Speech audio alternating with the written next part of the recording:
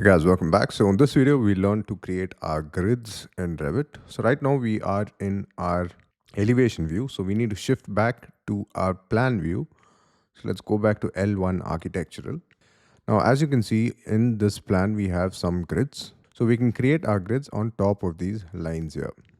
Now, when you're using a DWG file, you can also in Revit isolate DWG layers. So to do that, you can select the DWG file.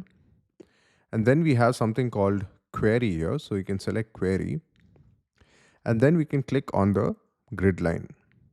So when you click on the grid line, you can notice that we can see our layer name. So it's called grids. So we can use this to show only this line here.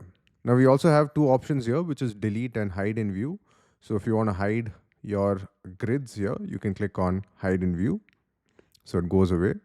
So in our case, what we need to do is we need to hide the other lines. So I will quickly undo. So if you want to undo, we have the undo button right on top, or you can tap Ctrl Z on your keyboard. So let's query the other lines here and let's hide them to show only the grid lines. So select the DWG layer again, click on query, select your dimension lines, for example, and click on hide in view. I think that should suffice. The dimensions were a bit too much for this plan, so that's why I couldn't see the grid lines, and now I can see it better. All right, so to create your grid lines, what you can do is go to architecture, and right at the end, we have grid here, GR. So let's select grid. The shortcut is GR. And generally when you're creating grids, you always start from the bottom left. So you can see A, B, C, D, E, and 1, 2, 3, 4, 5. So I'm going to click here to start creating my grid. So I'm going to click on this point. So you can see we can now create our grid. I'm going to go all the way to the right here and then click again to create my first grid. So in Revit, when you create grids, it will automatically auto number the grids as well. Now, for example, when I create the second grid, you can notice that it comes in as number 2.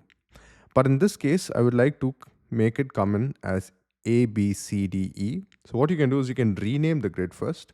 So I'm going to click on the grid and click once more on the number, and then I can change this to A. Perfect. Now when I create the next grid, so if I go to architecture and click on grid, or if I tap GR, and when I click here, the second point, the second grid line, you can notice that it automatically changes to B. So that's one way to create the grid, which is the grid tool. And once you've created a bunch of grids, you can use the copy tool, which we learned in the previous video. Select the grid, tap CO, select the line as the reference point, and then drag it, hover on top. You do not have to click and hold the mouse, simply hover on top and click again to create the next grid. So I'm going to quickly create the other grids as well. So this is the alphabetical horizontal grids. Now let's create the numerical ones vertically. So I'm going to activate GR again, and then I'm going to start from here and go all the way down. And this time I need to change this to 1. And then I can either copy it or I can create the grids again. So I'm going to copy it to 2. So you can notice that it's 2, 3, 4, and 5. Perfect. So you can go ahead and do that and pause the video and do it. Now, once you're back, what you can do is you can select this grid line here. And if you want to see the numerical or the alphabetical value on the other side, you have this box here. So if you tick this on, you can show your grid on the other end as well. Similarly for B as well. Or what you can also do is select the grid line, and in your properties window on the left, we have the edit type option. Now you'll be using edit type quite a lot because every element in Revit has properties, and there are type properties and instance properties. We'll learn more about type and instance properties in the future. For now, let's click on edit type.